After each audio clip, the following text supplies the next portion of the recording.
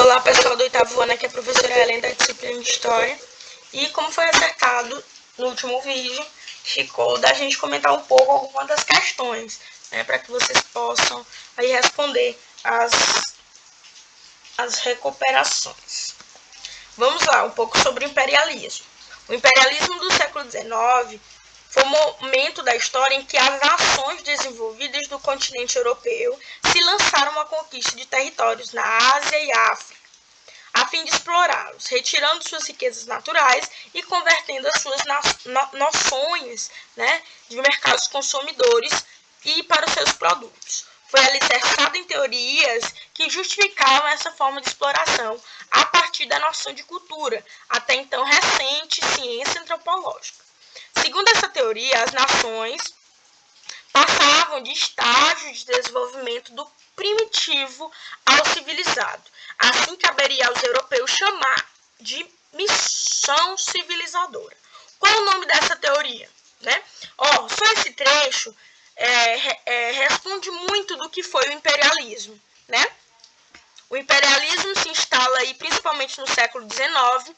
E qual era um dos principais objetivos do imperialismo? Era justamente explorar, retirar as riquezas naturais e também um dos principais objetivos era arrecadar o quê? Conseguir mais mercados consumidores, não só na Ásia, na África, né? Mas também na América, né? Então, foi falado aqui também sobre ideologia e também missão civilizadora. Percebam que a gente comentou muito sobre tudo que fazia parte aí desse projeto imperialista do século XIX. Entre elas, algumas ideologias imperialistas, né, como o etnocentrismo, o racismo, a eugenia. Porém, quando vocês chegam lá no conteúdo que fala sobre a missão civilizadora, né, que vai falar um pouco sobre a América e os Estados Unidos, vocês vão perceber o seguinte: todo esse projeto aí do imperialismo tiveram base também em discursos, né, discursos civilizatórios, né, e entre eles, de acordo com o texto, a gente precisa marcar o que o texto nos revela, né? Que eram o quê? Formas que eles encontravam de justificar a exploração. Temos aí o evolucionismo, a predestinação, o darwinismo social, o eurocentrismo e o liberalismo. Vocês vão perceber que o que mais responde a essa alternativa é o quê? É o darwinismo social, que foi o quê? Foi uma teoria que se destacou aí nesse período, principalmente justificando a dominação entre os povos europeus, dos povos europeus com os povos da Ásia, da África e da América, a partir do quê? Da teoria de Charles Darwin, né? Que a teoria de Charles Darwin falava sobre justamente essa teoria falava de evolução, né? Era a teoria do evolucionismo, mas quando falamos do imperialismo e dessa missão civilizadora, a gente fala dessa adaptação do evolucionismo, que é o darwinismo social. Vejam na página 334 que, de acordo com essa teoria, era o quê? A base era de que existiam características favoráveis, principalmente nos europeus, né? Características e capacidades físicas e intelectuais, ou seja, os europeus, a partir dessa teoria, estavam mais adaptados. Então, era uma forma de justificar aí a dominação desses outros povos. Então, a alternativa correta é a letra C. Nos fins do século XIX, as principais potências capitalistas consolidaram seus domínios sobre vastas regiões do globo, dividindo-as entre si. Lembram-se daquela charge que eu mostrei para vocês no vídeo anterior? Vamos ver se eu encontro ela. Pronto, essa daqui mesmo. Está aqui uma representação de todas as nações e o mundo, né? Então, vamos lá. A busca por novos mercados, investimentos e fontes de matéria-prima foi acompanhada por dominações políticas, ações militares devastadoras, sempre entendidas como desnecessárias. Então, o que é que a gente falou até agora? A gente falou dos objetivos, novamente, do imperialismo, né? A partir da cultura, os valores e as instituições do Ocidente invadiram o cotidiano das populações coloniais, né? De diferentes regiões do globo. Por exemplo, temos a África, a América e também a Ásia, né? Sobre o expansionismo imperialista, assinale a alternativa incorreta. Vamos lá. Eram consideradas grandes potências na Europa na época a Inglaterra, a França e a Alemanha. Fora da Europa, para além do poderoso Império Russo, estavam quem? Estados Unidos e Japão. E aí, pessoal? Tá correto. Letra B. As principais áreas de influência das potências imperialistas localizavam-se na Ásia e na África. Japão e Estados Unidos tiveram sua expansão restrita. O primeiro, a Ásia, e o segundo, o Oriente Médio. Vamos passar essa daqui. Vamos analisar a letra C. Visões eurocêntricas a partir de ideias de superioridade racial e da sempre presente intolerância religiosa. Acompanharam e justificaram a violência da expansão das potências imperialistas no fim do século XIX? Sim, a gente viu, por exemplo, essas visões eurocêntricas, principalmente baseadas nos discursos civilizatórios, baseadas nas teorias, né? As teorias e as ideologias imperialistas vistas no século XIX, como o racismo, né? O determinismo. Então, a letra C também está correta. Letra D. Acreditava-se que os povos colonizados, rotulados como pouco desenvolvidos ou em estado de barbárie, deveriam mirar-se nas grandes potências e em seus valores para trilharem o caminho do progresso e da civilização. Sim, essa era a proposta dos discursos, né? Dos dominadores. Era que eles não estavam adaptados para o progresso. Eles eram bárbaros e precisavam civilizar-se, né? Que é o que a gente vê aí também na página 334 e 335, né? Eram formas de justificar a dominação. A letra A agora. Os governantes das potências viam sentido de missão nas práticas de dominação implementadas. Cabiam-se civilizar, cristianizar e até mesmo branquear pela via da imigração as populações de suas áreas de influências de colônias ou não. Sim, gente, quando a gente lembra aqui dessa opção de branquear ou cristianizar, a gente lembra muito bem do nosso período, né? Do nosso período de colônia, né? Do nosso período colonial. A gente vê um pouco também no nosso período da nossa história, na história do Brasil, o Império. Eu falei para vocês que no segundo reinado houve essa proposta de imigração, que era justamente para embranquecer a sociedade brasileira, para que a sociedade brasileira ela entrasse aí entre as grandes nações, né? Porque para eles o branqueamento era necessário, né? Então, isso aqui também está diretamente ligado à alternativa E, à grande missão, entre aspas, civilizadora dos europeus dos demais continentes. Então, pessoal, a única alternativa que está incorreta é a letra B, tá? Quando vocês estiverem vendo esse vídeo, eu peço que vocês leiam as questões, né? Vejam tudo que eu estou lendo, se for possível, retornem, porque eu estou lendo todas as questões, aí pode ser que em alguma alternativa você esteja com alguma dúvida, tá? Mas eu estou comentando todas elas. No início, agora que a gente vai falar um pouco dos Estados Unidos. No início do governo de Abraham Lincoln, os Estados Unidos apresentavam-se divididos, né? Entre norte e sul, a gente lembra. Nas palavras desse presidente, o país era uma casa dividida contra si mesma. Olha só, a gente está falando agora de Estados Unidos. Os sulistas, eles eram favoráveis ao sistema escravista, reagiam com hostilidade à eleição de um presidente contrário à expansão desse sistema. A secessão sulina era um rude golpe para o país, face ao caráter complementar das economias do Norte e Sul.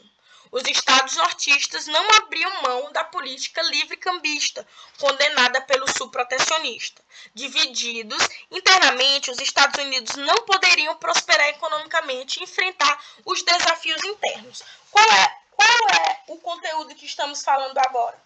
A gente está falando, pessoal, justamente do contexto de guerra de secessão, ou também chamado aí de guerra civil americana, né?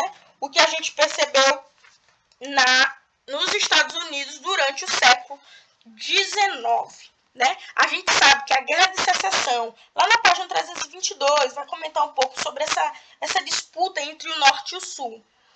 A gente sabe que o Norte e o Sul, eles começavam o quê? A discordar sobre diversas questões, né? Que envolviam a economia e a política. Porém, a Guerra de Secessão, ou a Guerra Civil Americana, esteve diretamente relacionada à abolição da escravatura, né? E aí, depois da eleição de Abraham Lincoln, né, o que foi que aconteceu? O novo presidente, ele prometeu o quê? Abolir a escravidão, né? E rever também as questões relacionadas às tarifas pagas pelos estrangeiros, que favorecia aí o norte, né? Então, o que a gente pode perceber aqui nessa questão? Os sulistas eram favoráveis ao sistema escravista, a região sul, né? Disputavam e queriam justamente, pessoal, abolir,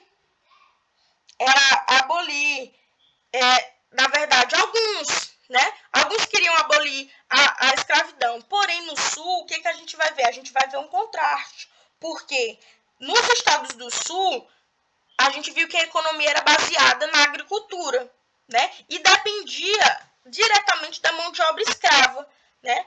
E os estados do norte já tinham uma economia mais voltada ao comércio e à indústria. Então, a gente vai ver aí o contraste entre os desejos do sul e o desejo do norte. O norte tentava ali, juntamente com o presidente, apoiar a abolição da escravidão, enquanto os sulistas, eles continuavam aí favoráveis ao sistema escravista.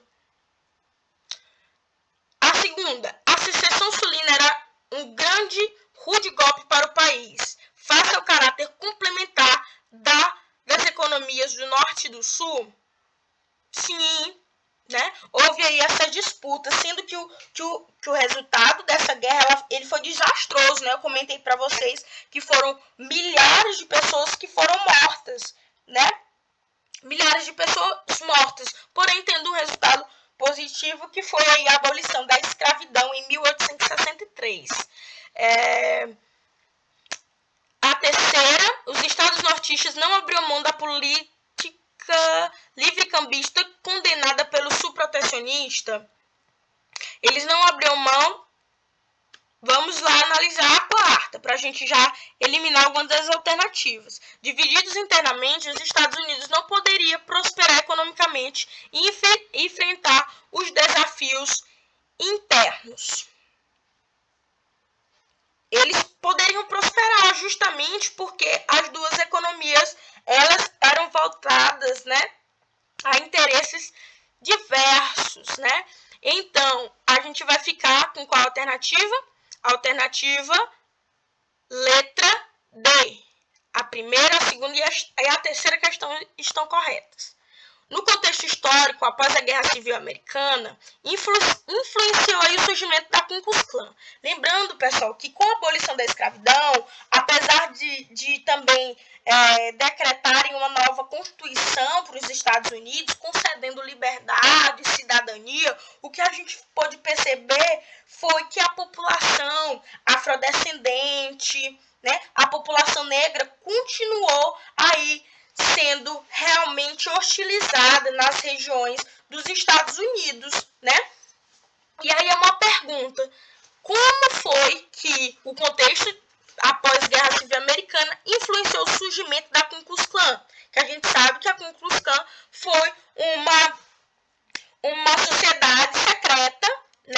e terrorista, organizada aí pelos brancos, né, que pregavam a superioridade racial nos Estados Unidos.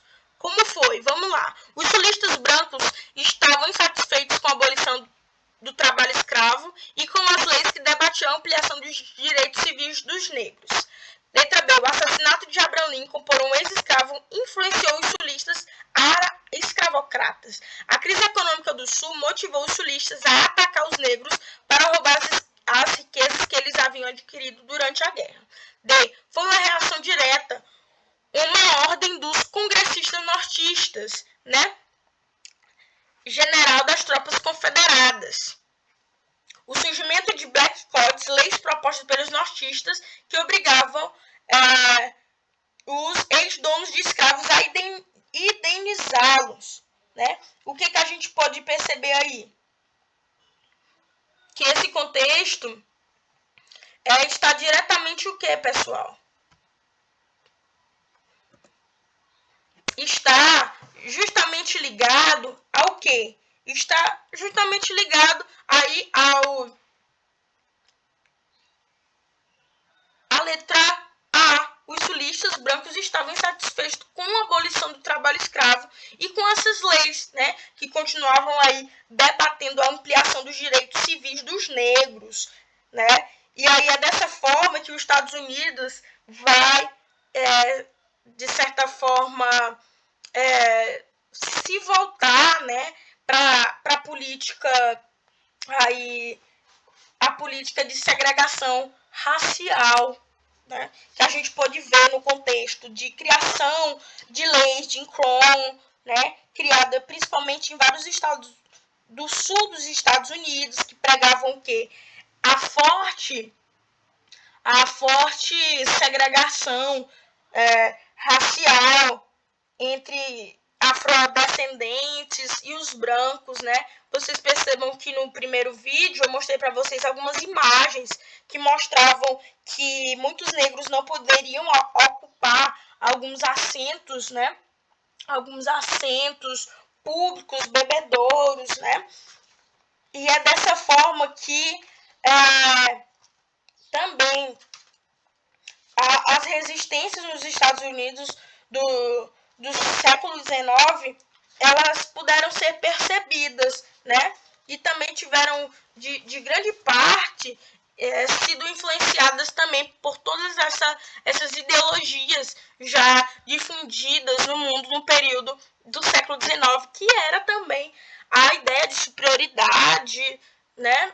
De uma raça contra a outra, uma cultura, né, que envolve todas essas questões debatidas não só na Europa, mas em todas as regiões, né, principalmente na América. Então, pessoal, a gente fez um comentário breve de algumas questões que enfocam principalmente as dinâmicas do imperialismo, falamos um pouco sobre algumas questões da América Latina, como os discursos civilizatórios, e também falamos um pouco sobre o contexto de Estados Unidos no século XIX, tá? Então, são esses 3 ou 4 principais focos da nossa avaliação de recuperação, e eu espero que vocês aí tenham uma boa prova.